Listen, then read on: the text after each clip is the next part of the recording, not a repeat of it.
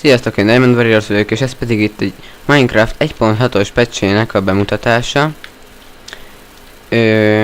Főként a lovakról szól, de vannak új blokkok, és hát azoknak a skinje változott meg, azt most nem fogom szerintem bemutatni megint.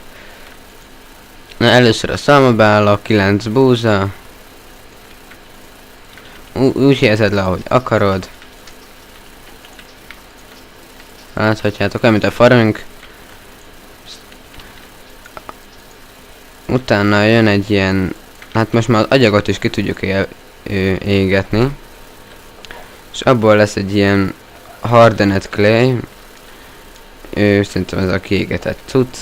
Amit tudunk majd színezni. Annyi az egész, 8 körbe rakunk, középre teszünk valamilyen festéket, és kész is. Vannak szőnyegek, azokat 2-ből kapunk 3-at. Ezeket nem lehet színezni, hanem külön úgy kell, hogy hát színes gyapjúból kell őket craftolni. Utána kaptunk egy új blokkot, ez a szénblokk, amit meglepő 9 szénből kell craftolni. Jaj, hogy lehetett. És akkor ennyi. És most jövünk a legjelentősebb részére, a szamarakhoz és a lovakhoz. Ezeket eltesszük, hopp, bocsánat. És akkor itt lehet találni kötelet, craftokat, mint meg fogom mutatni, és azzal lehet kötni. Ha shift-tel jobbklikkel rákattint, az benne a lónak az inventoria. Ezt be kell először törni, hogy tudja rá dolgokat tenni.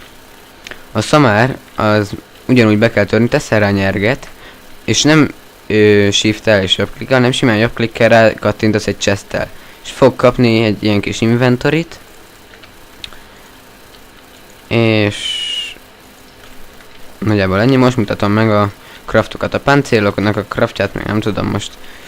Legalábbis elfelejtettem, most nem akarom ilyen hülyeségeket is mondani hozzá, úgyhogy most hogy kell craftolni, úgyhogy inkább nem mondok semmit. Na.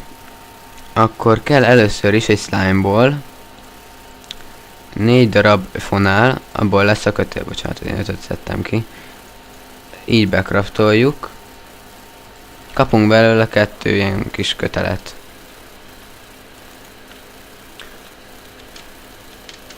És akkor a következő craft, hát ezek lennének, de mondom, nem ismerem még annyira, nemrég kezdtem el játszani vele. És akkor így jobbklik, be tudod tenni, le tudod venni. Ráteszed, leveszed, ráteszed, leved. Na ennyi.